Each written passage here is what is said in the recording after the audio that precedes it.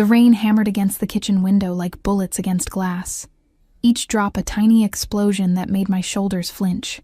I'd been on my feet for 14 hours, and the ache had traveled from my heels up through my calves, settling deep in my lower back like an unwelcome guest that refused to leave. The restaurant's kitchen smelled of burnt garlic and desperation, a scent I'd grown intimately familiar with over the past 6 months. "Table 12 needs their order now!" Marco's voice cut through the chaos, sharp and impatient.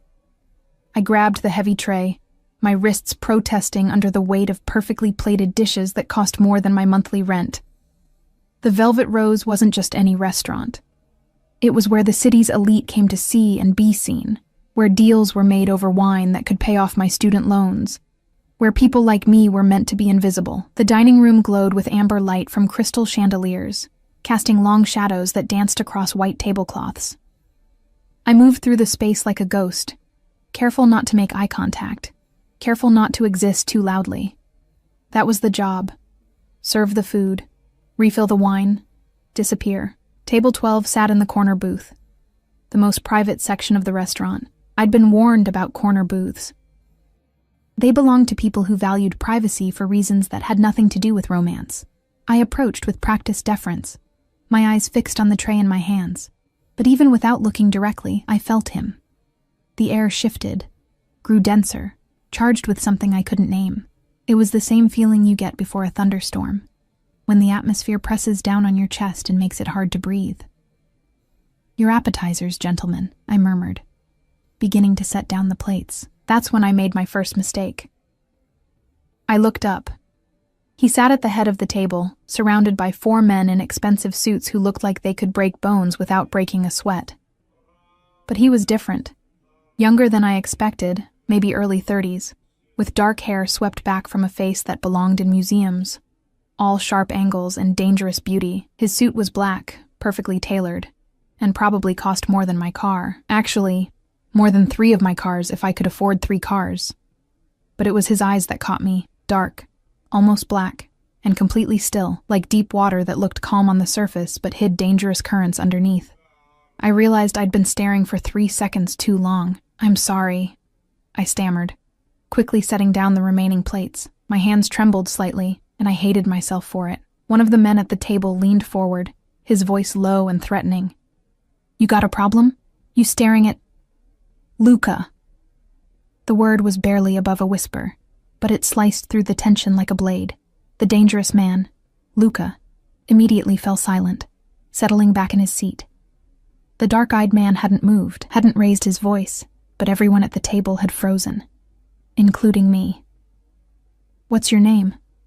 His voice was smooth, cultured, with the barest trace of an accent I couldn't place. Italian, maybe, or somewhere in the Mediterranean. "Emma," I said, my throat tight. "Emma Walsh." He tilted his head slightly, studying me with an intensity that made my skin prickle. "You're new here, Emma Walsh." It wasn't a question, but I answered anyway. 6 months. "And before that?" I was studying art history, but I trailed off, unsure why I was telling him anything. Something about his gaze made words spill out before I could stop them. "But money ran out," he finished for me, his lips curving into something that wasn't quite a smile. "Of course it did. It always does." One of the other men shifted uncomfortably. Through the corner of my eye, I noticed 2 more men in dark suits standing near the restaurant's entrance, their eyes constantly scanning the room, not eating, not sitting, just watching. "I should let you enjoy your meal," I said, taking a step back. "Emma." My name in his mouth sounded different, weightier, like it meant something I didn't understand yet. "Do you know who I am?" I should have lied. Every instinct screamed at me to lie, to shake my head and play dumb, but something about those dark eyes made deception feel impossible. "No," I admitted.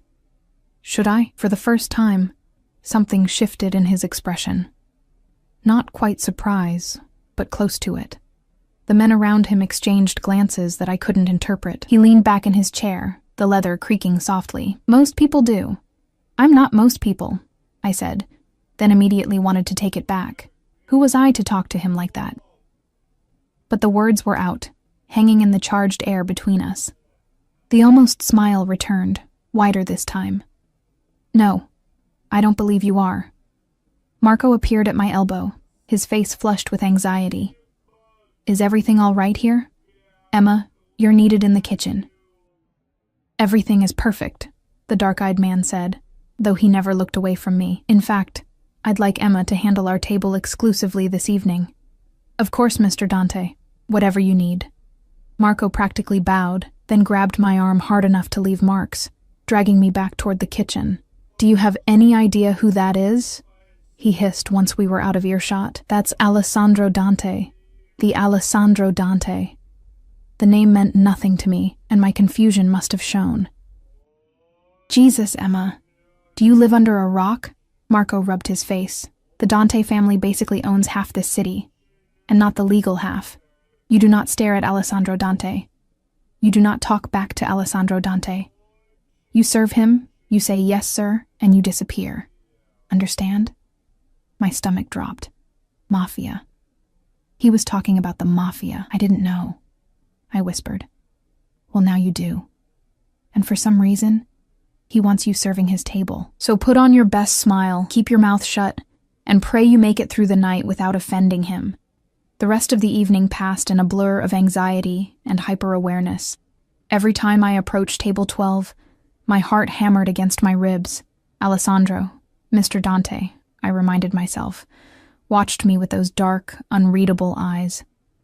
Not obviously, not crudely, but I felt his gaze like a physical touch every time I came near. His men talked in low voices about things I tried not to hear: shipments, territories, names that came with implied threats. I refilled wine glasses, cleared plates, and tried to be invisible. But I wasn't invisible to him. You're nervous, he observed when I brought their dessert course. The restaurant had emptied considerably, but his party showed no signs of leaving. I'm fine, I lied. Your hands are shaking. I glanced down. He was right. I set down the dessert plates carefully, willing my hands to steady. Someone told you who I am, he continued, his voice conversational but his eyes sharp.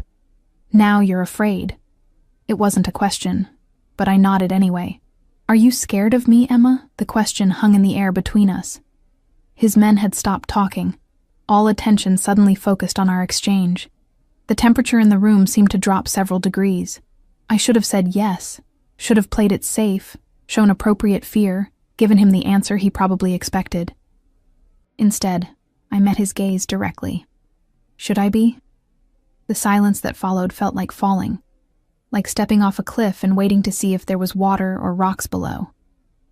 Then Alessandro Dante laughed, not loud, not mocking, but genuine, like I'd surprised him for the second time that night. Luca, he said, still looking at me. What do you think? Should she be scared of me? Luca, the dangerous one who'd almost threatened me earlier, shifted in his seat. Boss, It was a rhetorical question. Alessandro's voice remained pleasant, but something in it made Luca's mouth snap shut. Alessandro stood, and I realized he was taller than I'd thought. At least 6'2", with a presence that seemed to fill the entire space. He reached into his jacket, I tried not to flinch, and pulled out a business card. You're interesting, Emma Walsh, he said, pressing the card into my palm. His fingers were warm, and the brief contact sent electricity up my arm. I think we'll see each other again. I work here most nights, I said stupidly. I know. His smile was dangerous and beautiful. But I think our next meeting will be somewhere more private. Before I could respond, he was moving toward the exit, his men falling into formation around him like a well-rehearsed dance. 2 men emerged from the shadows near the door, the ones I'd noticed earlier, and preceded him outside. Through the window, I watched him slide into the back of a black SUV with tinted windows. Another identical SUV pulled out in front, and a third fell in behind. Marco appeared at my shoulder. What did he give you? I looked down at the card. Heavy stock, black with silver lettering. Just a phone number. No name, no title. Nothing important, I said, slipping it into my apron pocket. But my fingers kept finding it throughout the rest of my shift, tracing the embossed numbers like a talisman. Or a warning. I should have thrown it away. I should have forgotten about dark eyes and dangerous smiles. I should have known that Alessandro Dante didn't do anything without a reason, and his interest in me wasn't the kind of attention anyone wanted. But when I got home that night, to my tiny studio apartment with its peeling wallpaper and broken heating, when I finally collapsed onto my second-hand couch and pulled out that black card, I didn't throw it away. I saved it. And somewhere across the city, in a penthouse I'd never seen, I had the strange, impossible feeling that Alessandro Dante knew I would. The rain continued to fall, washing the city clean of its daily sins. But some stains, I was beginning to learn, ran too deep to ever wash away. 3 days passed before I heard from him again. 3 days of jumping every time the restaurant door opened, of checking my phone obsessively even though I'd never given him my number, of lying awake at night replaying that conversation in my head. Should I be scared of me? What kind of person asks that? What kind of person answers the way I did? I'd researched him, of course. Late at night, curled up in bed with my laptop casting blue light across my face, I'd typed his name into search engines and fallen down a rabbit hole I couldn't climb out of. Alessandro Dante, 32 years old, head of the Dante family operations in the city. His father had died 5 years ago. Car accident, the article said, though the way they said it made it clear nobody believed that. Since taking over, Alessandro had consolidated power, eliminated rivals, and turned the family business into something sleeker, more sophisticated, and infinitely more dangerous. There were photos. Him at charity galas in $1,000 tuxedos, him leaving courthouses where charges somehow never stuck, him at his father's funeral, face carved from stone, surrounded by men who looked ready to kill on his command. I should have been terrified. Instead, I couldn't stop thinking about the way he'd looked at me, like I was a puzzle he wanted to solve. On the 4th day, everything changed. I was walking home from my shift, exhausted and aching, when I noticed the car. Black SUV with tinted windows, idling at the corner near my apartment building, the same kind of vehicle that had waited for Alessandro outside the restaurant. My heart kicked into overdrive. I tried to tell myself it was paranoia, that black SUVs were common in the city, that I was being ridiculous. Then the back door opened. Miss Walsh.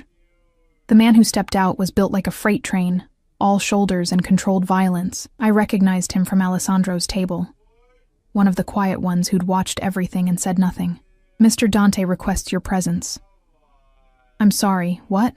It's not a complicated request. His voice was polite but left no room for argument. Please get in the car. And if I don't want to? He smiled, but it didn't reach his eyes. Mr. Dante was very specific. He said you might be difficult. He said to tell you that you have a choice. You always have a choice. The way he emphasized the word made it clear that while I technically had a choice, only one option was wise. I thought about running, about screaming, about all the things a smart woman should do when a mobster's enforcer tells her to get in an unmarked vehicle. But I also thought about Alessandro's eyes, about the way he'd laughed when I challenged him, about the strange pull I'd felt, like gravity shifting beneath my feet. Where are we going? I asked. Mr. Dante will explain. I got in the car. The interior smelled of leather and expensive cologne. Another man sat in the driver's seat, and I recognized the back of his head. Luca, the dangerous one. He glanced at me in the rearview mirror, his expression unreadable. We drove in silence through streets that grew progressively more affluent. The buildings got taller, the cars got shinier, and my anxiety ratcheted higher with every block. I tried to memorize the route, some survival instinct kicking in, but after the 7th or 8th turn, I lost track. Finally, we pulled up to a high-rise that looked like it had been carved from glass and steel and money. The kind of building that had doormen in uniforms and security cameras that actually worked. This way, the freight train said, opening my door. The lobby was all marble and modern art, the kind of sterile elegance that made me acutely aware of my cheap clothes and scuffed shoes. We bypassed the main elevators, heading instead to a private one in the back that required a key card. We rode up in silence. The numbers climbed, 20, 30, 40, until finally stopping at the top floor, the penthouse level. The doors opened directly into an apartment that defied my understanding of the word. Floor-to-ceiling windows overlooked the entire city. Twinkling lights spread out like stars fallen to earth. The furniture was modern and minimal, all clean lines and expensive materials. Original artwork hung on the walls. I recognized a piece that should have been in a museum. And standing by the windows, backlit by the city he apparently owned, was Alessandro Dante. He'd removed his jacket and tie, his white shirt unbuttoned at the collar. Somehow, this version of him was more dangerous than the suited one from the restaurant. More human. More real. Emma. He turned, and even across the distance of the massive room, I felt the impact of his gaze. Thank you for coming. Did I have a choice? The words came out sharper than I intended. His lips quirked. You always have a choice. You chose to get in the car. You chose not to run. You're still choosing. Even now. Why am I here? Because I want you here. He moved closer, each step deliberate. Because I haven't been able to stop thinking about you since you walked away from my table with your hands shaking but your eyes steady. Do you know how rare that is? Fear and courage in the same heartbeat? You don't know anything about me. I know more than you think. He stopped a few feet away, close enough that I could smell his cologne. Something dark and woodsy with hints of bergamot. Emma Catherine Walsh, 24 years old. Studied art history at the university until your father got sick. Lung cancer. He died 8 months ago, leaving you with $60,000 in medical debt and a degree you can't afford to finish. You work 60-hour weeks at the Velvet Rose, sending every spare penny to debt collectors who don't care that you're drowning. My breath caught in my throat. How? I make it my business to know things. His voice was matter-of-fact, not apologetic. Especially about people who interest me. That's creepy. Yes, he agreed simply. It is, but I'm not a good man, Emma. I thought I made that clear. Then why am I here? What do you want from me? He studied me for a long moment, something complex moving behind his dark eyes. I want to offer you a deal. What kind of deal? Your debt. All of it. $60,000, gone. Plus a monthly allowance that would let you quit the restaurant, finish your degree if you want, live somewhere without mold growing on the bathroom ceiling. My heart hammered. It sounded too good to be true, which meant it was. In exchange for what? Your company. I blinked. My company? I want you available when I need you. Dinners, events, occasionally traveling with me. You'll be compensated generously for your time. He paused, his gaze intense. Nothing you don't agree to. I'm not asking you to sleep with me if that's what you're thinking, though I won't pretend I'm not attracted to you. This is insane. You're basically asking me to be... what? Your escort? I'm asking you to be yourself, just near me. He moved closer still, and I could feel the heat radiating from his body. I'm a man who gets what he wants, Emma. Always. But I want you to choose this. I want you to walk into it with your eyes open. And if I say no? His expression didn't change, but something flickered in his eyes. Then Luca drives you home, and we never speak of this again. You go back to your life, your debt, your 60-hour weeks. I go back to mine. We become strangers who shared one interesting evening. He made it sound so simple, so easy. But nothing about Alessandro Dante was simple or easy. I need time to think. Of course. He pulled out his phone, typed something quickly. I've transferred $5,000 to your bank account. Consider it a gesture of good faith. Take a week. Think about what you want, what you need. Then call me. I can't accept. You can, and you will, because you're practical, Emma. It's one of the things I admire about you. You know that pride is a luxury you can't afford right now. He was right, and I hated him for it. 1 week, I said quietly. 1 week. He smiled, and it transformed his face into something almost boyish, almost innocent. Luca will drive you home. And Emma, make sure you eat something. You're too thin. The ride home passed in a daze. When I finally stumbled into my apartment, I checked my bank account with shaking hands. $5,000. Just sitting there. Like it was nothing. Like it hadn't taken me 6 months of brutal work to save 1/10 of that amount. I should have been grateful, should have been relieved. Instead, I felt like I just sold something I couldn't get back. That night, I dreamed of dark eyes and dangerous promises, of gilded cages that looked like freedom, of falling and falling with no idea where I'd land. The next 3 days were torture. I went through the motions at work, but my mind was elsewhere, constantly circling back to Alessandro's offer. $60,000, my debt gone, a chance to breathe, to live, to be something other than exhausted and afraid. But at what cost? I researched more, found articles about women who'd been linked to the Dante family over the years. Some had ended up wealthy and protected. Others had simply disappeared from public view. The internet was full of whispers and speculation, but nothing concrete, nothing that told me what I actually needed to know. On the 5th day, something happened that made my decision for me. I was leaving the restaurant late, past midnight, the streets mostly empty. I'd stayed to help clean up after a private party, desperate for the overtime pay. The rain had returned, turning the sidewalks slick and treacherous. I didn't notice the men following me until it was too late. There were 3 of them, spread out, but clearly together. One crossed the street to block my path forward. Another appeared from an alley behind me. The third stayed to my left, cutting off that escape route. Emma Walsh? The one in front was tall and wiry, with a smile that made my skin crawl. I don't know you. My voice came out steadier than I felt. But we know you. Heard you've been keeping interesting company lately. The Dante boy seems pretty taken with you. I don't know what you're talking about. Don't be stupid. He stepped closer, and I smelled alcohol and something rotten. You're going to give him a message for us. Tell Alessandro that the Moretti family sends their regards. Tell him we know all his weaknesses now, including his pretty little waitress. Terror shot through me, cold and sharp. We're not, save it. His hand shot out, grabbing my arm hard enough to make me gasp.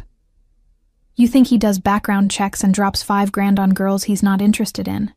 You're either incredibly stupid or incredibly naive. How did he know about the money? The man behind me moved closer. I could feel the walls closing in, the night pressing down. This was it. This was how people disappeared in this city. Then headlights flooded the street. 2 black SUVs came out of nowhere, moving fast. They screeched to a halt, surrounding us. Doors flew open, and suddenly there were men everywhere. Alessandro's men, I realized, recognizing Luca and the freight train, whose name I still didn't know. The Moretti men released me immediately, backing away with their hands raised. Gentlemen. Luca's voice was pleasant, conversational. I think you made a wrong turn. We were just talking. You were threatening Mr. Dante's property.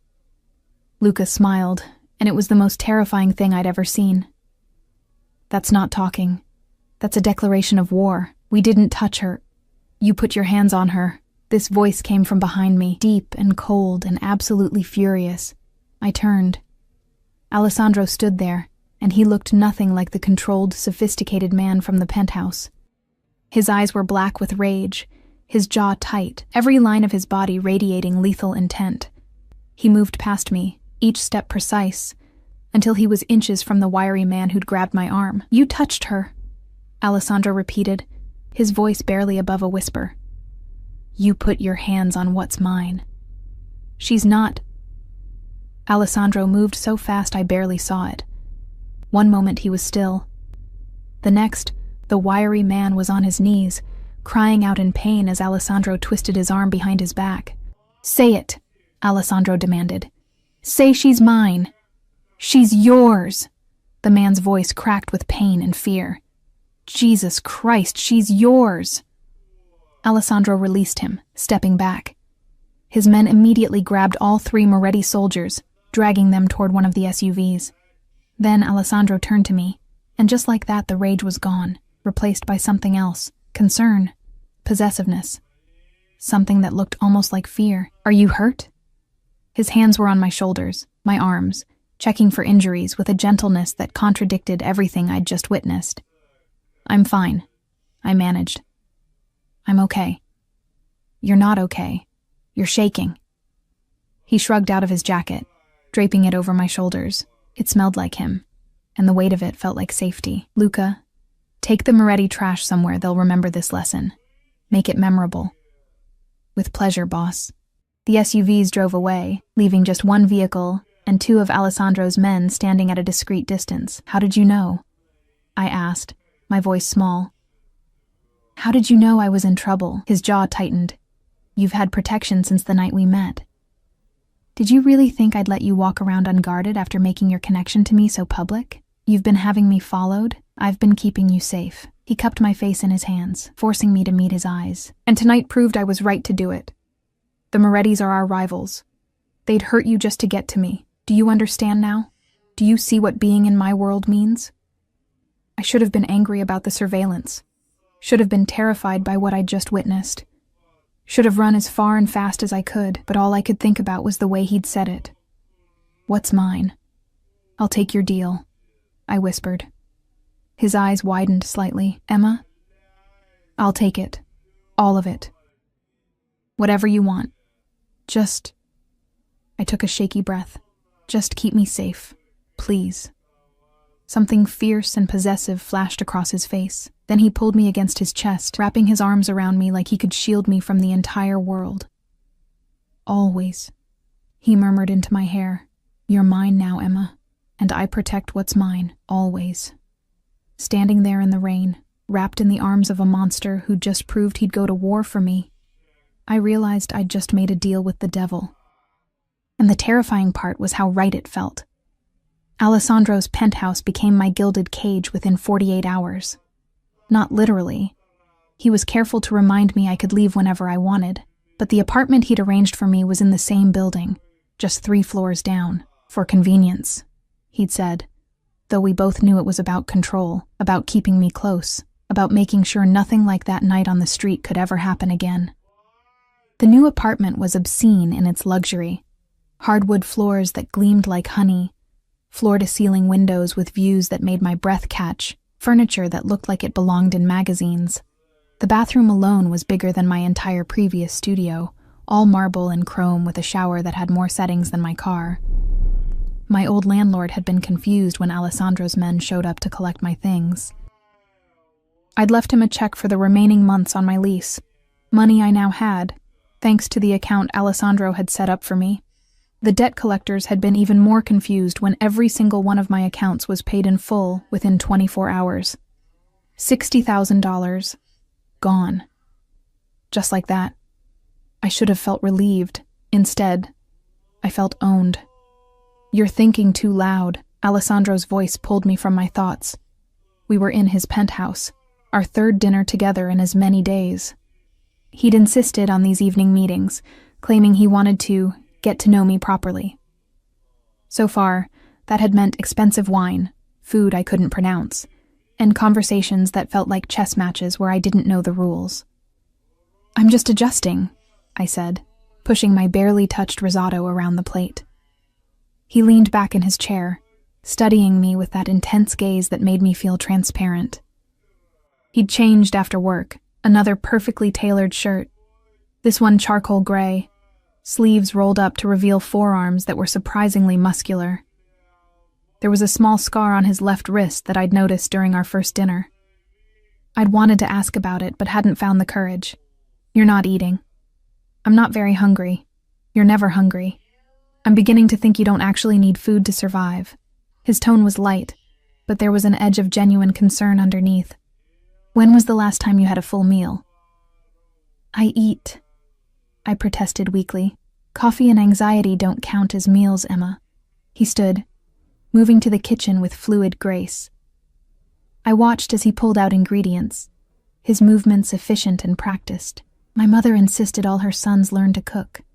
She said a man who couldn't feed himself was useless. You have brothers, too. Marco runs our operations in Chicago. Luca, you've met him, handles enforcement here. He began chopping vegetables with professional precision. My mother died when I was 17. Cancer, like your father. The unexpected vulnerability in his voice made my chest tighten. I'm sorry. Don't be. It was a long time ago. But the way his knife moved faster, harder, told a different story. She would have liked you, I think. She had no patience for weak people. But she respected those who stood their ground even when they were afraid. Is that what I am? Afraid? He looked up, meeting my eyes, terrified. But you're here anyway. That takes courage. Or stupidity.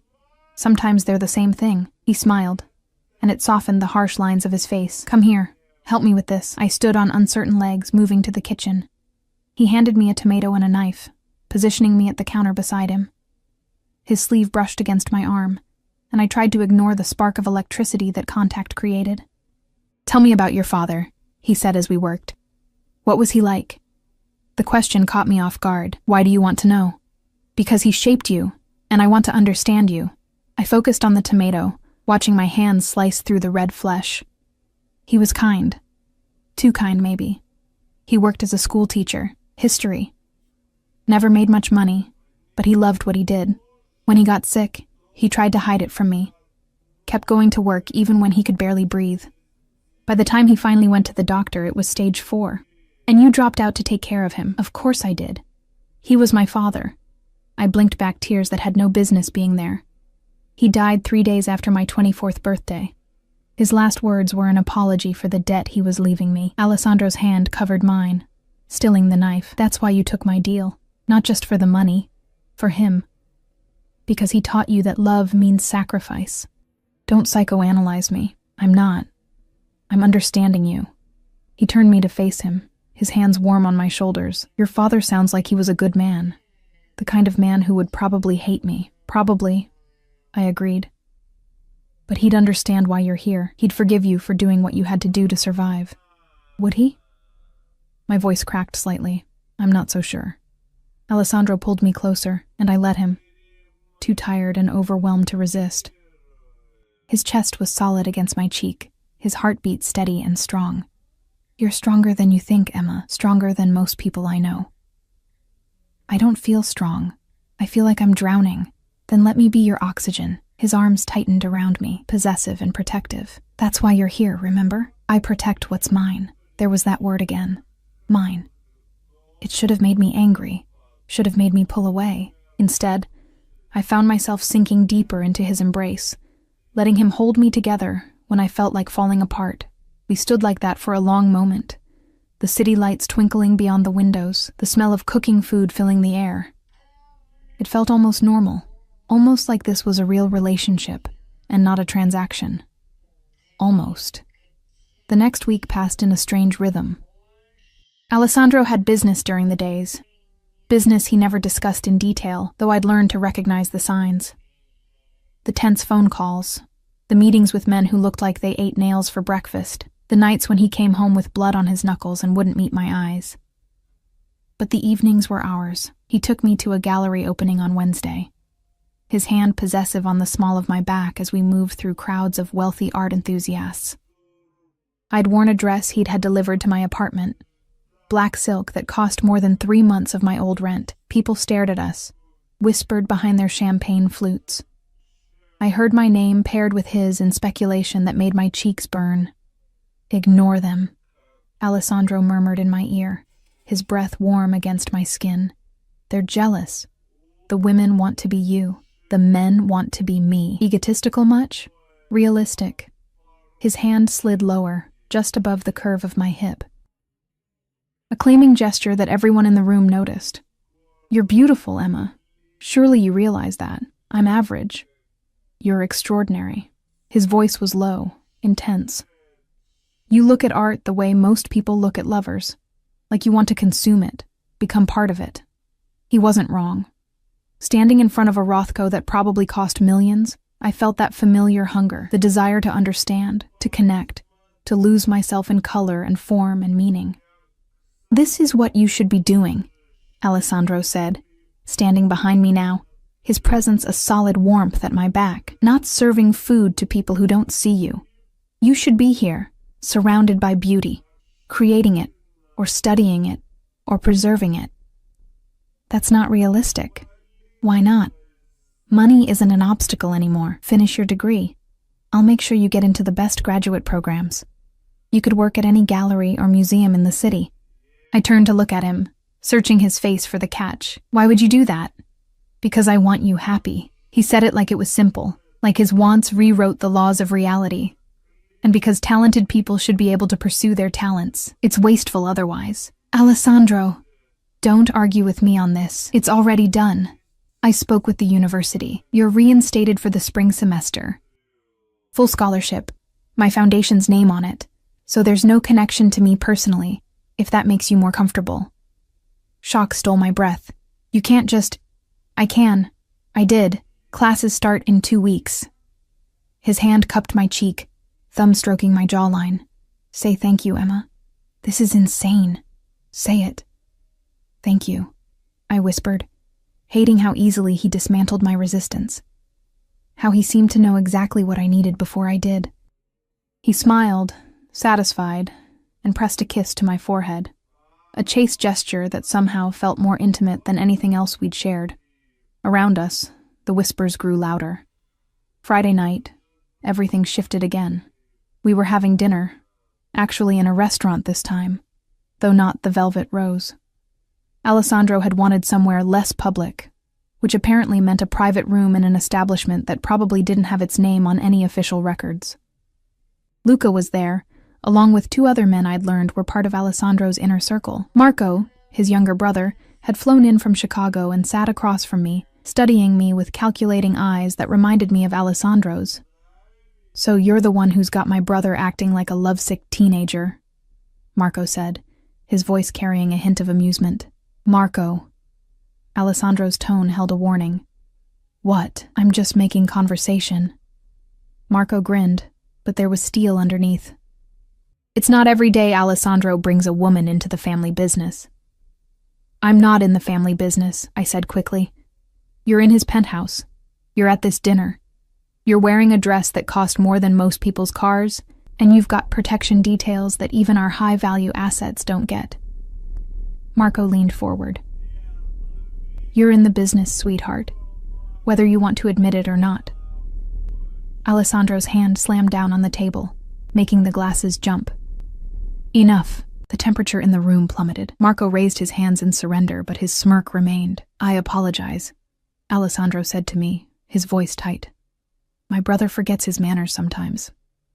I'm just saying what everyone's thinking, Marco countered. The Moretti's already made a move on her. The other families are watching. You need to make your intentions clear, or she becomes a target. My intentions are perfectly clear. Are they? Marco's eyes flicked between us. Because from where I'm sitting, you've got a girl you're obsessed with but won't claim publicly.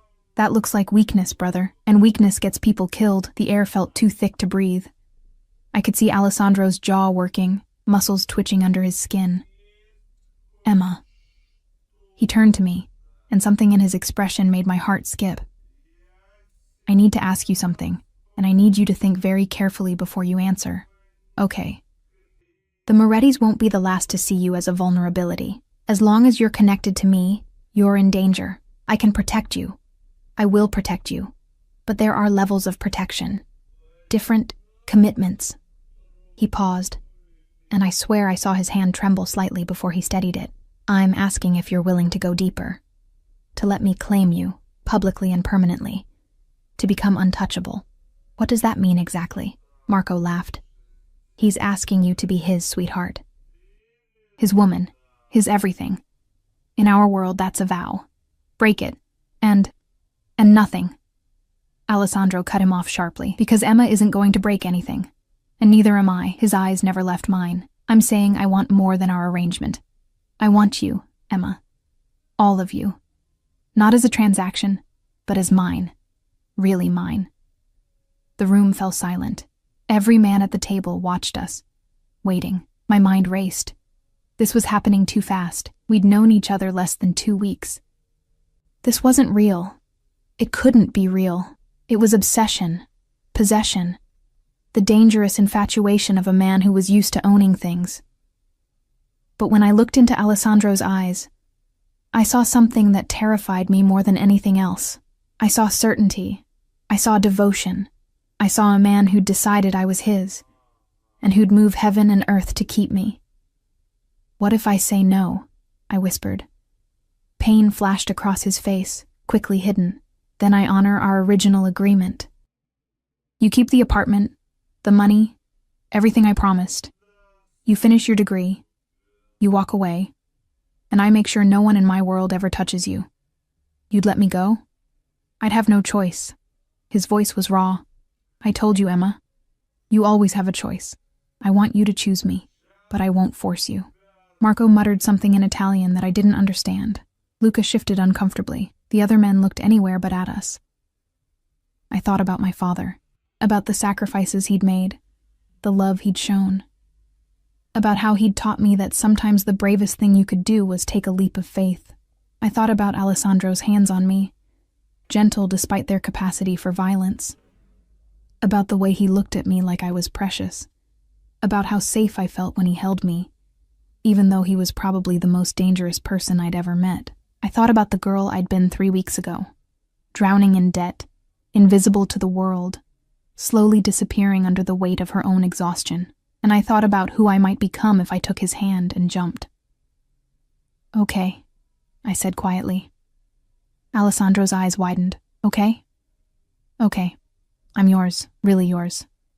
I took a shaky breath. But Alessandro, if I'm doing this, if I'm jumping into your world, then you have to promise me something, anything.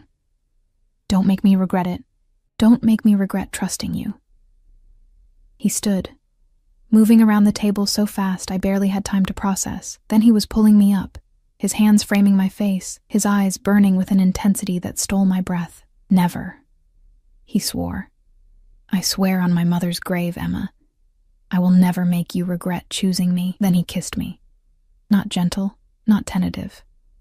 A claiming kiss, possessive and deep, his hands sliding into my hair as he pulled me against him. I felt his heart hammering against my chest, matching the frantic rhythm of my own. When he finally pulled back, we were both breathing hard. Mine, he whispered against my lips. Yours, I agreed, and sealed my fate. The next morning, I woke up in Alessandro's bed for the first time. Nothing had happened. Not in the way people might assume. After the kiss that had sealed our new arrangement, he'd brought me back to his penthouse, poured us both whiskey that burned going down, and talked until 3 a.m, about his childhood in Sicily, about taking over the family business at 27 when his father died, about the weight of responsibility and blood that came with his name. Then, when exhaustion finally claimed me, he'd carried me to his bedroom, laid me down with a gentleness that contradicted everything I knew about him, and climbed in beside me, just held me, his arms wrapped around me like chains and safety in equal measure. Now, morning light filtered through the curtains, painting everything gold. Alessandro was already awake, propped on one elbow, watching me with an expression I couldn't quite read. You're staring, I mumbled, my voice rough with sleep. You're beautiful in the morning, all soft and unguarded. His finger traced the line of my jaw. I like seeing you like this, without all those walls you put up. I don't have walls. You have fortresses, Emma, castles with moats and archers. You've been protecting yourself for so long you don't even realize you're doing it anymore. His thumb brushed across my lower lip. But you don't need them with me. I'm your protection now. Before I could respond, his phone buzzed. He glanced at it, and something dark crossed his face. What is it? Nothing for you to worry about, but his tone said otherwise. He kissed my forehead and rolled out of bed, already reaching for clothes. I need to handle some business. Luca will stay with you. Don't leave the building. Alessandro. Not a request, Emma. Please. The last word was softer, almost pleading. Just for today. Stay here where I know you're safe. He was gone within 10 minutes, leaving me in his massive bed that still smelled like him, wondering what kind of business required such urgency on a Saturday morning. Luca appeared an hour later. When I'd finally dragged myself to the kitchen for coffee, he looked uncomfortable in the domestic setting, his large frame awkward among Alessandro's sleek furniture. Boss says I'm on babysitting duty, he said, not unkindly. I don't need a babysitter. Tell him that. I'm just following orders. He accepted the coffee I offered, studying me over the rim of his cup. You know, when he first mentioned you, I thought you were just another pretty face, another rich man's whim. And now? Now I think you're either incredibly brave or incredibly stupid. Haven't decided which yet. He set down his cup. The Moretti situation, it's worse than you think. My stomach tightened. What do you mean? The guys who grabbed you that night, they're dead.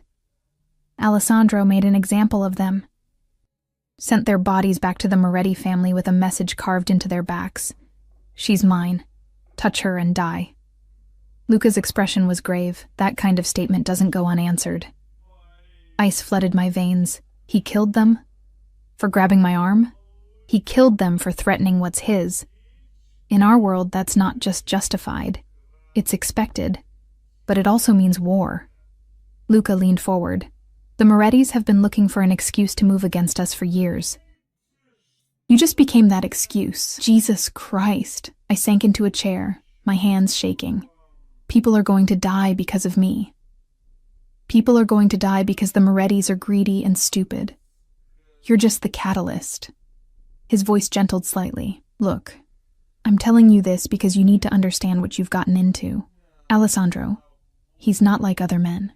When he decides something is his, he'll burn the world to keep it. And you, Emma Walsh, you're his now. That means armies will fall before he lets anyone hurt you. That's insane. That's love. At least that's what love looks like in our world. Luca stood, moving to the window. He's never been like this with anyone. His last girlfriend, if you can even call her that, he dropped without a second thought when she became inconvenient. But you, he's ready to start a war over you.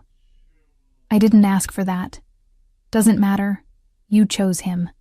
Now you live with the consequences. The words hung heavy in the air. I thought about Alessandro's hands covered in blood, about bodies with messages carved into them, about the violence I'd invited into my life by saying yes. The coffee turned bitter in my mouth. Alessandro returned as evening fell. Exhaustion etched into every line of his face.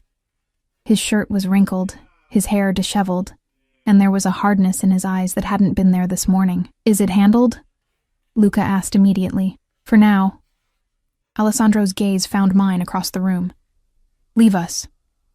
Luca departed without argument. The door clicked shut, leaving us in heavy silence. Luca told me, I said quietly, about the Morettis, about what you did. Alessandro's jaw tightened. I was going to tell you myself. Were you? Or were you going to keep me in the dark, protected and ignorant? Does it matter? He moved closer, and I could smell smoke and something metallic. Blood, maybe. They threatened you, Emma. They put their hands on you. What did you think would happen? I thought you'd warn them. Scare them. Not... I couldn't finish the sentence. Not kill them? He laughed, bitter and sharp. This is who I am. What I am. I told you from the beginning I'm not a good man. I don't do halfway. I don't show mercy to people who threaten what's mine. And now there's going to be a war. There was always going to be a war. The Morettis have been pushing boundaries for months. This just moved up the timeline. He reached for me, but I stepped back. Pain flashed across his face. Don't pull away from me, Emma. Not now. I don't know if I can do this. Be the reason people die. You're not the reason. Their greed is the reason. Their disrespect is the reason. You're just... He stopped, running a hand through his hair. You're everything. The thing I didn't know I needed until I saw you standing in my restaurant with fear in your eyes and steel in your voice. And now that I have you, I'll do whatever it takes to keep you safe. If that makes me a monster, then I'm a monster. Alessandro. No. Let me finish. He closed the distance between us, his hands gripping my shoulders. I know what I'm asking of you. I know it's not fair, not reasonable, not anything a sane person would accept. But I'm asking anyway. Stay with me. Let me protect you. Let me... His voice cracked slightly. Let me love you, even if I'm not worthy of loving you back. The raw vulnerability in his voice undid something in me. This powerful, dangerous man, stripped bare and honest in a way that terrified him. I'm scared, I whispered. I know, so am I. He pulled me against his chest, his heart hammering beneath my ear. Every day I'm scared that you'll realize what a mistake this is. That you'll leave. That someone will take you from me. It's a fear I've never felt before, and it's driving me insane. This is crazy. We barely know each other. I know enough. I know you're kind despite everything life has thrown at you. I know you're brave even when you're terrified. I know you look at me like I'm both your salvation and your damnation, and you can't decide which one you want more. His arms tightened around me, and I know that if anything happened to you, I'd raze this city to the ground looking for revenge. That's not love. That's obsession. With you, they're the same thing.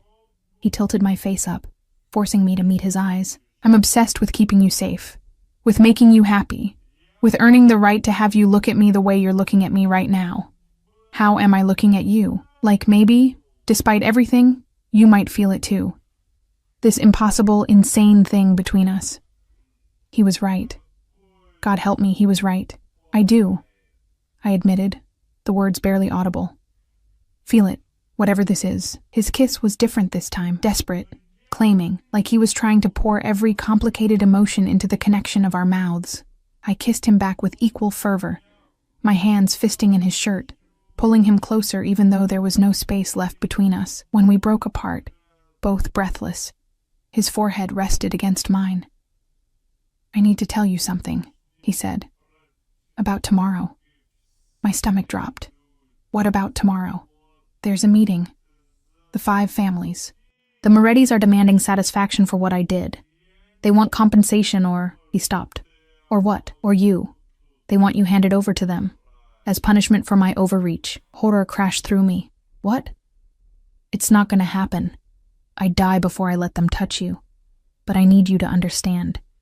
This is going to get worse before it gets better. The other families might side with them. Might decide I've overstepped, let my feelings make me weak. His voice was steady, but I could feel the tension in his body. Tomorrow, I'm going into that room, and I'm telling every man there that you're off limits, that anyone who touches you, threatens you, even looks at you wrong, will answer to me personally. That's a declaration of war. No? That's a declaration of fact. He pulled back enough to look at me properly. I need you to trust me, Emma. Can you do that? I thought about everything that had led to this moment. The desperate poverty that had made me visible to him. The deal that had seemed like salvation. The slow slide from transaction to something deeper, more dangerous, more real. I thought about the man holding me, capable of terrible violence but gentle with me. Obsessed and protective and completely, terrifyingly certain about what he wanted. And I realized that somewhere along the way, I'd stopped being afraid of Alessandro Dante. Now I was only afraid of losing him. I trust you, I said. The smile that broke across his face was like sunrise, warm and devastating and full of promise. Then we'll face whatever comes together. He kissed me again, softer this time. You and me against the world, Emma. That's how this works now. You and me, I echoed. Outside the windows, the city glittered with 1,000 lights. Beautiful and dangerous in equal measure. Somewhere out there, men were planning violence. Families were choosing sides. A war was brewing that I'd inadvertently sparked. But here, in Alessandro's arms, I felt safe. Maybe that made me naive. Maybe it made me foolish. Or maybe it just made me his. The night passed in a strange limbo. Alessandro made calls, his voice cold and commanding as he spoke in rapid Italian to people whose names I didn't know. I caught fragments, threats and promises and arrangements that sounded like chess moves in a game I couldn't see. Finally, near midnight, he came to bed, pulled me against him with a desperation that spoke of fear he wouldn't voice. Whatever happens tomorrow, he murmured into my hair, remember that I chose you. Not my family, not my business, not my reputation. You, always you. Nothing's going to happen, I said, trying to convince myself as much as him. Promise me something. What? If things go wrong, if somehow they get to you, if I can't protect you, his voice broke slightly. Promise me you'll fight, that you won't give up, that you'll survive, even if I don't. Alessandro, don't. Promise me, Emma. I turned in his arms, cupping his face in my hands. I promise. But you have to promise me something too. Anything. Come back to me. Whatever happens in that meeting, whatever you have to do, come back. His kiss was answer enough. We held each other in the darkness, 2 people who'd found something impossible and precious in the worst circumstances, knowing that tomorrow might take it all away. But for tonight, we had this. and we held on like our lives depended on it. Because they did. The morning of the meeting arrived with deceptive calm. Alessandro was already awake when I opened my eyes, standing by the windows in a black suit that made him look like death personified. His hair was perfectly styled, his expression carved from stone. This wasn't the man who'd held me through the night, whispering promises against my skin. This was the Dante heir, the Mafia boss, the man who commanded fear and respect in equal measure. "You're going to the meeting like that?" I asked, sitting up. "Like what?" "Like you're going to war." He turned, and his expression softened fractionally when he saw me. "I am going to war, amore, but I'm going to win it." The endearment, Italian, tender, sent warmth through my chest despite the cold fear coiling in my stomach. "Let me come with you." "Absolutely not." His voice was firm. "You stay here. Luca and Marco will be with you, along with 6 other men. This penthouse is a fortress. No one gets in without going through them first. I don't want to hide while you fight for me." He crossed the room in 3 strides, pulling me up and against his chest. "You're not hiding. You're staying safe.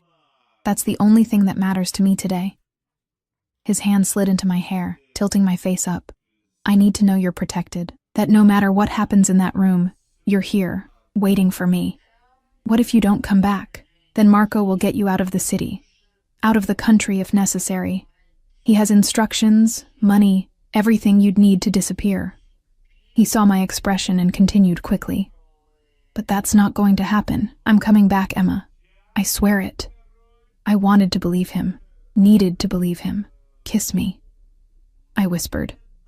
"For luck." His mouth captured mine with bruising intensity, a kiss that tasted like possession and promise and goodbye all at once. When he pulled away, we were both breathing hard. "Wait for me," he said. Then he was gone. The hours that followed were torture. Luca and Marco positioned themselves strategically around the penthouse, checking weapons I tried not to look at too closely. The other guards were ghosts, present but invisible, stationed at entry points I hadn't even known existed. Marco tried to distract me with small talk, but his eyes kept flickering to his phone, to the windows, to the door. Even Luca's usual stoic calm seemed strained. "How long do these meetings usually last?" I asked around noon. "Depends," Marco said evasively. "Could be hours, could be days." Days? These families, they like to posture, make speeches, pretend they're civilized while threatening to gut each other. He shrugged. "It's all theater until someone makes a move." "And if someone makes a move against Alessandro?"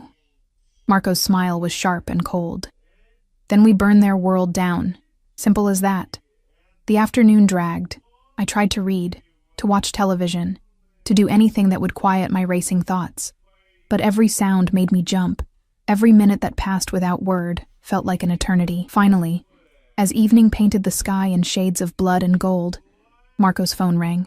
He answered in rapid Italian, his expression growing darker with every word. When he hung up, the look he gave me made my blood run cold. "What happened?" "The Morettis brought evidence, proof that you were involved in something. I don't have all the details, but they're claiming you're not just an innocent civilian, that you have ties to their organization, that you stole from them." "That's insane. I've never even met any Morettis except those men on the street." "I know that. Alessandro knows that. But they have documents, witnesses, something that looks legitimate enough that the other families are listening." Marco ran a hand through his hair. "So similar to Alessandro, it hurt. He's fighting for you in there, but it's not looking good." "What does that mean?" "It means the families want you brought in for questioning, want to verify your identity, your background, make sure you're not some plant sent to weaken the Dante position. And if I don't go, then they'll come here. And innocent people, my brother included, will die in the crossfire." Marco's voice was grim. "Alessandro will never agree to it. He'd rather start a war than hand you over. But Emma, if there's a war, people we care about die. Our men, their families, civilians caught in the middle." The weight of it crushed down on me. "You're saying I should turn myself in?" "I'm saying I don't know what the right answer is. Alessandro would kill me for even suggesting it. But you're suggesting it anyway, because I love my brother. and I can see what you mean to him. If you go in there, cooperate with their investigation, prove you're exactly who you say you are, maybe this ends without bloodshed. Maybe everyone walks away. Or maybe they kill me. Alessandro would never let that happen. He'd be there, fighting for you every second. Marco met my eyes. But the choice is yours. Stay here, safe but knowing a war is brewing. Or go, take the risk, and maybe end this peacefully. My father's voice echoed in my memory. Sometimes the bravest thing you can do is sacrifice yourself for people you love. I thought about Alessandro's face this morning, about the promises we'd made in the dark, about the life we'd been building in stolen moments between danger, and I knew what I had to do. Take me to him. The meeting was held in a warehouse on the waterfront. Neutral territory, apparently, though the building felt anything but neutral. It reeked of salt and rust and old violence. Marco led me inside, flanked by 4 guards who looked ready to kill anyone who moved wrong. The main floor had been converted into something almost formal. A large table surrounded by men in expensive suits, each representing one of the 5 families that controlled the city's underworld. And at the head of the table, looking like vengeance incarnate, was Alessandro. His head snapped up the moment I walked in. For a fraction of a second, pure terror flashed across his face. Then fury, hot and bright. "What the hell is she doing here?" he demanded, rising from his chair. "She came voluntarily," Marco said quickly, "to answer their questions, to end this." "No." Alessandro's voice was granite. "Absolutely not. Marco, get her out of here, now." "Alessandro." I stepped forward, ignoring the way every man in the room tracked my movement. "Let me do this. You don't understand what you're asking. I understand that people will die if I don't. I understand that you'll start a war for me, and that war will destroy everything you've built." I moved closer, close enough to touch him. Let me prove I'm not their spy or plant or whatever they think I am. Let me end this. His hands gripped my shoulders, desperate. "If anything happens to you, then you burn the world. I know." I managed a small smile, but maybe it won't come to that. An older man at the table cleared his throat. "How touching. The Dante boy has found something he cares about more than power." Alessandro's glare could have melted steel. "Careful, Moretti." So this was the head of the Moretti family. He looked like someone's grandfather, all white hair and kind eyes. But those eyes held the same coldness I'd seen in Alessandro's when he talked about his enemies. "We have evidence," Moretti said, gesturing to papers spread across the table. "That this woman, Emma Walsh, worked as a courier for our organization 6 months ago. That she stole a significant amount of money and information before disappearing. And now, conveniently, she's attached herself to you." "That's a lie," I said firmly. 6 months ago, I was working 2 jobs to pay for my father's cancer treatments. I've never been a courier for anyone." "Then explain this." He pushed a photograph across the table. My breath caught. It was me. Definitely me. Standing outside a building I didn't recognize, holding a manila envelope. The timestamp showed a date from 7 months ago. I don't know where this was taken or what I'm holding, but it wasn't anything illegal. I've never stolen from you or anyone. Convenient memory loss. Moretti's smile was predatory. Or perhaps Alessandro put you up to this. Used you to infiltrate our operations, then claimed you as his own to avoid retribution. That's insane. Enough. Alessandro's voice cut through the room like a blade. "I've heard your accusations. I've seen your doctored evidence, and I'm done entertaining this theater." He turned to address the entire table. "Emma Walsh is mine. She is under Dante protection. Anyone who touches her, threatens her, or spreads lies about her will answer to me personally, not as part of some family dispute, but as a blood oath. My life for hers. That's the vow I'm making here, in front of all of you." Shocked silence filled the warehouse. "Alessandro, don't," I started, but his hand found mine, squeezing hard enough to hurt. "I've made my choice. Every family here knows what a blood oath means. Her enemies become my enemies. Her battles become my battles. And anyone who harms her." His gaze swept the room, lingering on Moretti. will face the full weight of Dante retribution for generations to come. Moretti's face had gone pale. You'd stake your entire family's reputation on a girl you've known for weeks? I'd stake my life on her, and I am. Alessandro pulled me against his side, his arm iron around my waist. So here's what's going to happen. You're going to retract these accusations. You're going to admit this evidence is fabricated. And yes, I know it is, because I've had my people tracking Emma's entire life for the past 2 weeks. Every job, every credit card purchase, every moment of her time is accounted for. She's never been within a mile of your operations. He nodded to Marco, who placed a tablet on the table and pulled up documents, surveillance footage, time-stamped records. My entire life, laid bare. On the date of this supposed courier run, Alessandro continued, Emma was at City General Hospital, holding her father's hand while he underwent chemotherapy. I have security footage, medical records, witness statements from nurses. She didn't steal from you, Moretti. You fabricated this evidence to create a conflict, hoping the other families would force me to abandon her. But you underestimated how far I'm willing to go. Moretti's jaw worked. The other family heads exchanged glances, reading the documents Marco had provided. This is unprecedented, one of them, Castellano, I thought, said slowly. A blood oath for a civilian. She's not civilian anymore. She's Dante. She's mine. And I will go to war, with all of you if necessary, to protect her. Alessandro's voice was steady, absolute. So decide now. Accept that Emma is off limits and under my protection, or prepare for a conflict that will cost all of us more than you're willing to pay. The silence stretched, taut as a wire about to snap. Finally, Castellano spoke.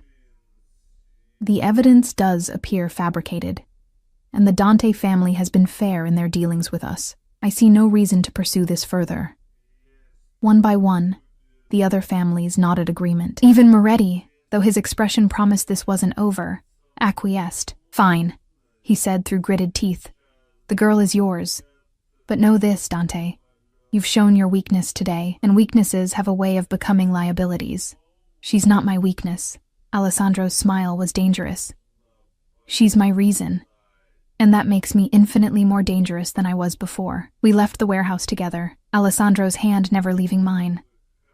His men surrounded us in a protective formation, weapons visible now, daring anyone to make a move. Once we were in the SUV, speeding back toward the penthouse, Alessandro pulled me onto his lap, burying his face in my neck. Don't ever do that again, he said, his voice muffled against my skin.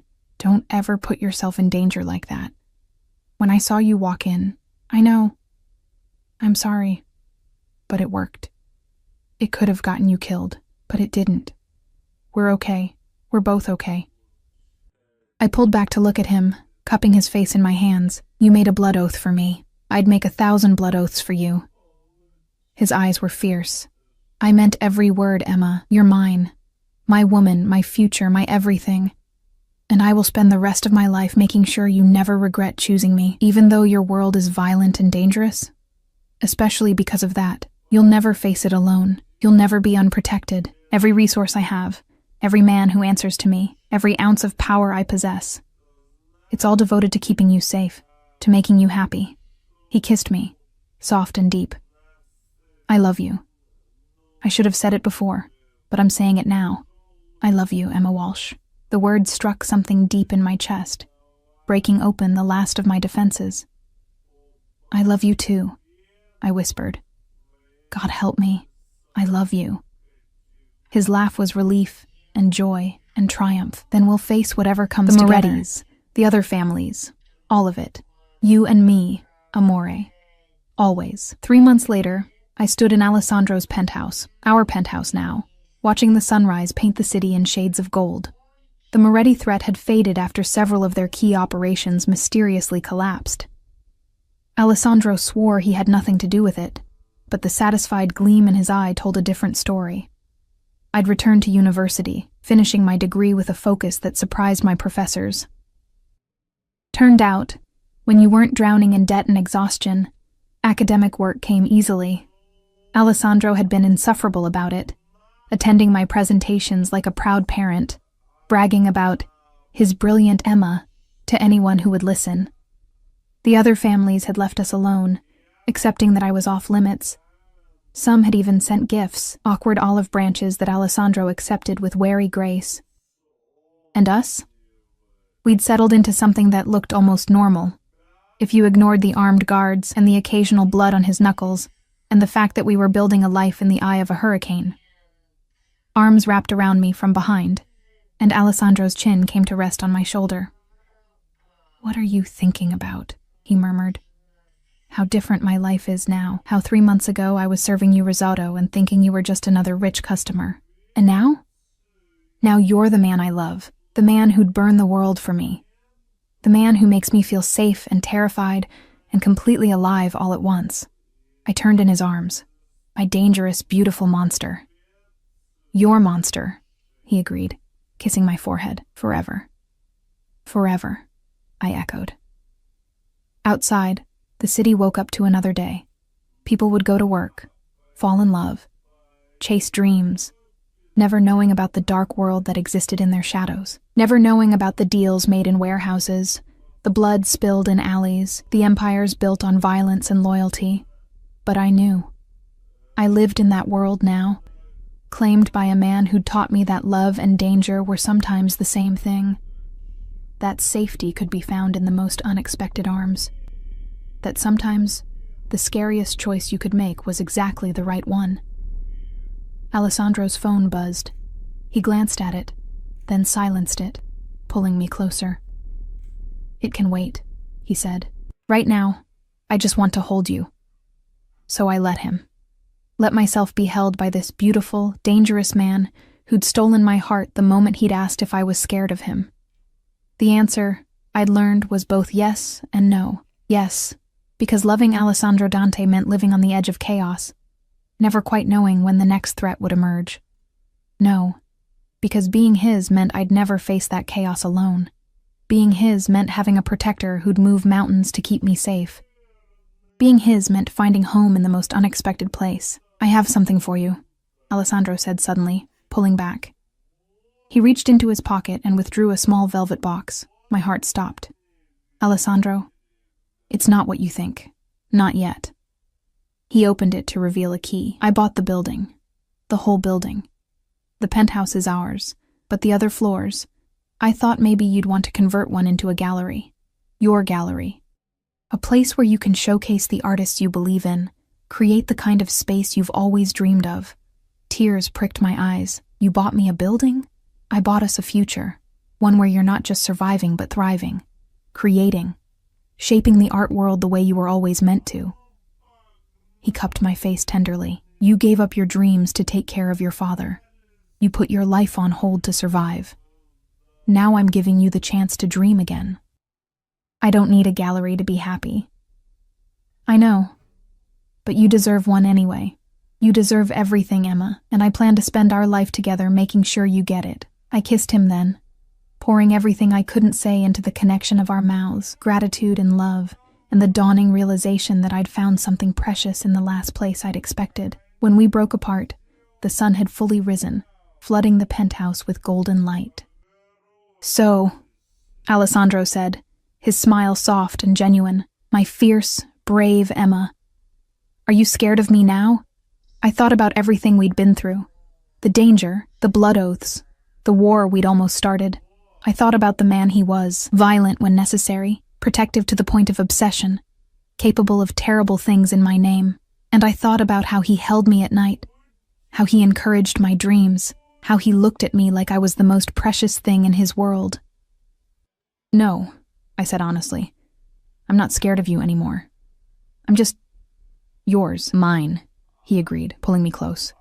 "And I'm yours, for whatever that's worth. It's worth everything." Outside, the city hummed with life. Somewhere, the Morettis were probably plotting revenge. Somewhere, new threats were forming, new challenges waiting to test us. The world Alessandro lived in, the world I'd chosen to join him in, would never be completely safe. But standing in the morning light, wrapped in the arms of a man who'd proved his love in blood and promises, and buildings full of dreams, I felt something I hadn't felt in years. I felt home. And that was worth any risk, any danger, any storm that might come, because at the end of the day, I'd answered his question honestly that first night in the restaurant. I'd looked at a dangerous man and asked if I should be scared. The answer had been both yes and no then. Now it was simply, I'm yours. And in Alessandro Dante's world, being his